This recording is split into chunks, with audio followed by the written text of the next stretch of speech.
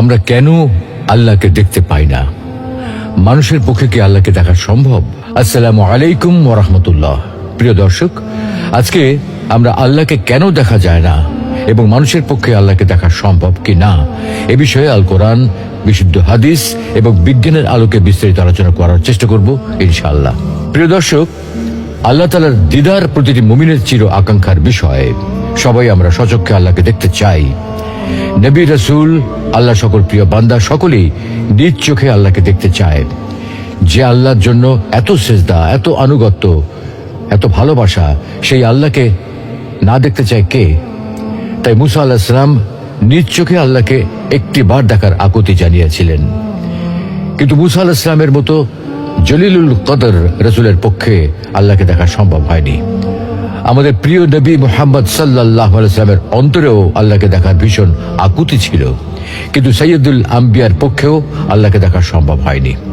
বস্তুত দুনিয়াতে কারো পক্ষেই আল্লাহকে দেখা সম্ভব নয়। আল্লাহকে দেখা সম্ভব না হওয়ার কারণটা কি?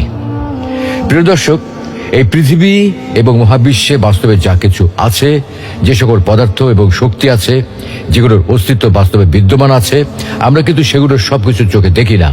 অথচ সেগুলো বাস্তব সত্য এবং সেগুলোর উপস্থিতির কারণে আমাদের শরীর ও জীবন নানাভাবে প্রভাবিত হয়।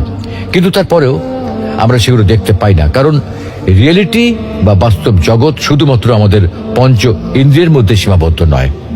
বাস্তবে এমন অনেক কিছু আছে যেগুলোর অস্তিত্ব আমরা আমাদের পঞ্চ ইন্দ্রিয়ের মাধ্যমে বুঝতে পারি না। একবার কয়েকজন লোক বলল, হে আল্লাহর রাসূল, কিয়ামতের দিন আমরা কি আমাদের প্রতিপালককে দেখতে পাবো? উত্তরে তিনি বললেন, সূর্যের নিচে যখন কোনো মেঘ থাকে না, তখন তা দেখতে কি তোমাদের কোনো অসুবিধা হয়? তারা বলল, না হে আল্লাহর রাসূল। তিনি বললেন, পূর্ণিমার চাঁদ যদি মেঘের আড়ালে না থাকে, তবে তা দেখতে কি তোমাদের কোনো অসুবিধা হয়? তারা বলল, না হে আল্লাহর রাসূল। তিনি বললেন, তোমরা অবশ্যই কিয়ামতের দিন আল্লাহকে ওই রূপ দেখতে পাবে। অতএব উপরোক্ত আয়াত ও হাদিস থেকে বোঝা যায়, আখিরাতে মুমিনরা সরাসরি আল্লাহকে দেখতে পাবে। পক্ষান্তরে কাফেররা এই নিয়ামত থেকে বঞ্চিত হবে। কাফেররা আখিরাতেও আল্লাহকে দেখতে পাবে না। আর এ ব্যাপারে পবিত্র কোরআনে আল্লাহ ইরশাদ করেছেন, কখনো নয়, নিশ্চয়ই সেদিন তারা তাদের রব থেকে পর্দার আড়ালে থাকবে।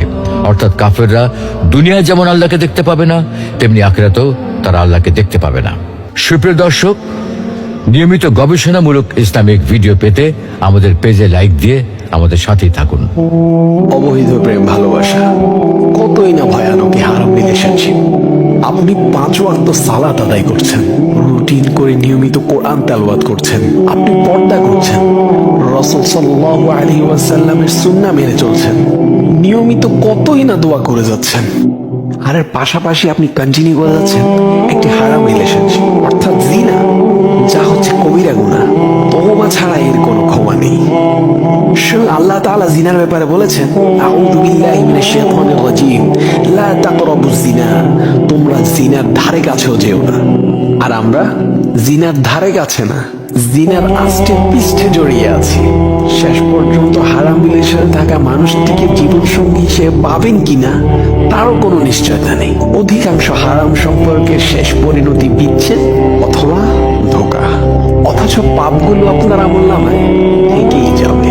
আবার অনেকেই ভাবে বিয়ের উদ্দেশ্যে হারাম সম্পর্কে জড়ালে কোনো গুনাহ হয় না।